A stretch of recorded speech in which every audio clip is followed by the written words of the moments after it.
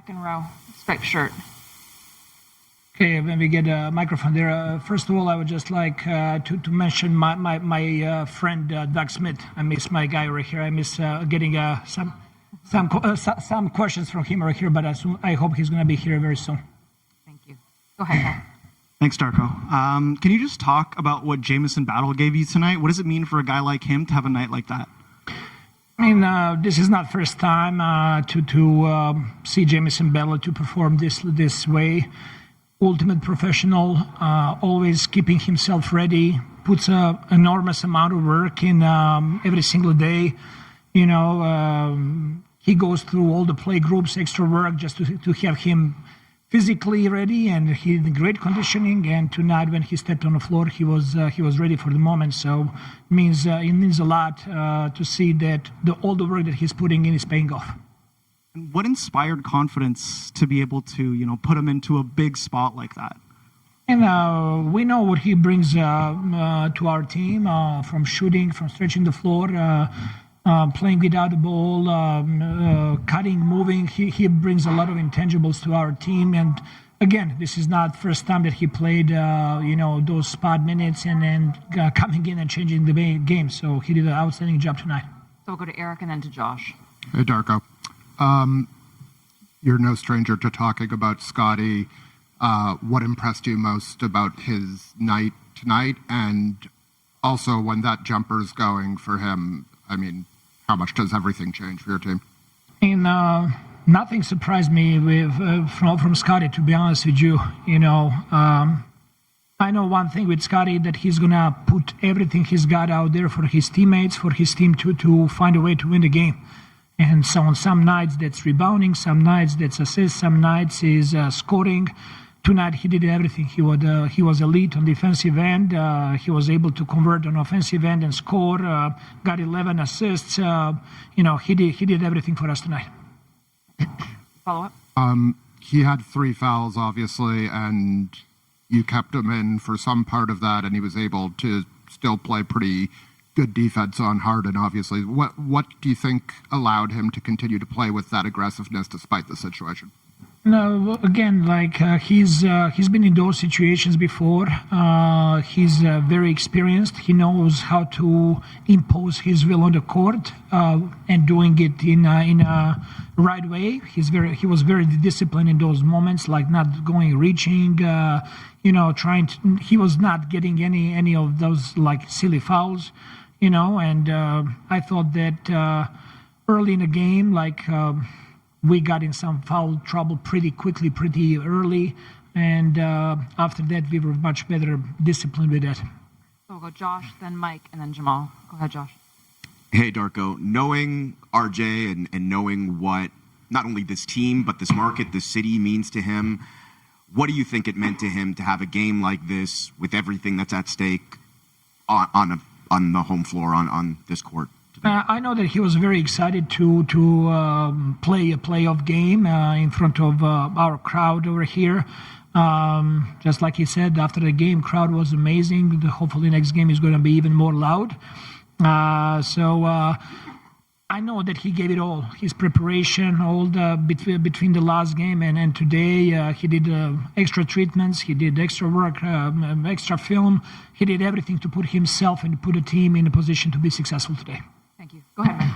Darko, when you look at hi, Darko. When you look at the kind of performances you got from Scotty, you got from Jamison, CMB, RJ, others that maybe aren't popping in the box score. Did you feel something special was on tap for your team? Did you have any kind of read on that coming into the game? Definitely. I thought that all the guys that touched the floor tonight, they had only one thought in their mind: how to win the game and how to contribute. Sometimes that meant, defense is going to be focused somewhere else, so that's going to open up space for somebody else. And togetherness and conversations in timeouts and how they were focused on each other and how to help how they were helping each other to win the game tonight really stood out tonight. And CMB, obviously, he's kind of kept delivering during these 3 games. What is allowing him to rise to this kind of moment? I mean, he is a warrior. to be honest with you. Like he can, he's stepping on the floor there and fighting and giving it all and defending and rebounding and, creating a space with his roles. I thought that he was ultra aggressive and he needed to be. I thought that he had a high level performance tonight, and I contribute that to his power of his will and really focusing on how to help the team. He did everything the team demanded tonight. So we'll go Jamal, Brian, and then the gentleman in the back. You had pointed out the way Mitchell and Harden, the shot making they'd had in this series so far. Just tonight, what do you think you guys did that made them so uncomfortable and it didn't have that same level of shot making? You have amazing voice. I felt for a moment that we were in the movie. So the discipline of the whole team, we really tried to make it hard on them.